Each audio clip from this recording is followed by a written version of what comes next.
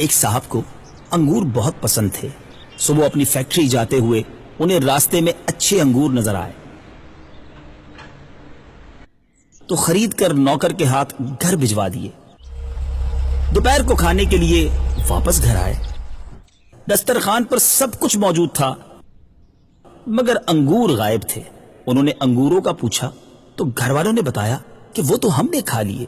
جواب سن کر کچھ دیر تو سوچتے رہے اور پھر فوراً دسترخوان سے اٹھے، ایک ملازم ساتھ لیا اور ایک پراپرٹی والے کے پاس جا کر ہاتھوں ہاتھ ایک پلاٹ خرید لیا۔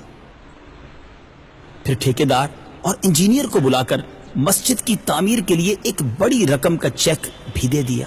ان کے اخلاص اور شوق نے چند گھنٹوں میں سارے کام کرا دیے۔ بہترین پلاٹ بھی مل گیا، اچھا انجینئر اور ٹھیکیدار بھی ہاتھ آ گیا اور مغرب کی اذان سے پہلے پہلے کھدائی بھی شروع ہو گئی۔ شام کو وہ صاحب واپس گھر آئے تو گھر والوں نے پوچھا، آپ کھانا چھوڑ کر کہاں چلے گئے تھے؟ جواب دیا، اپنے اصلی گھر کے لیے انتظام کرنے گیا تھا۔ الحمدللہ سارا انتظام ہو گیا ہے، ورنہ آپ لوگوں نے تو میری زندگی میں انگور کے 4 دانے میرے لیے چھوڑنا گوارا نہ کیے تو میرے مرنے کے بعد آپ نے مجھے کیا بھیجنا تھا؟ میں جو اپنا سب کچھ آپ لوگوں کے لیے چھوڑ کر جا رہا تھا، اب خود ہی اپنے مال کا ایک بڑا حصہ اپنے لیے آگے بھیج چکا ہوں۔ اس پر میرا دل بہت سکون محسوس کر رہا ہے، اللہ تعالیٰ قبول فرمائے۔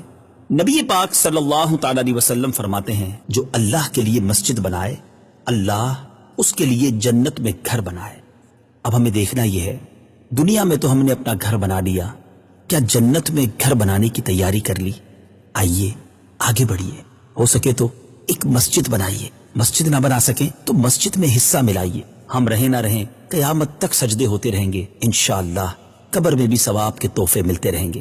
ہم میں سے جن کے والدین میں سے کوئی ایک یا گھر کا کوئی فرد دنیا سے چلا گیا ہے، اس کو بہترین تحفہ دیجیے، اس کے نام کی مسجد بنائیے یا اس کے نام کا کچھ حصہ مسجد میں ملا دیجیے۔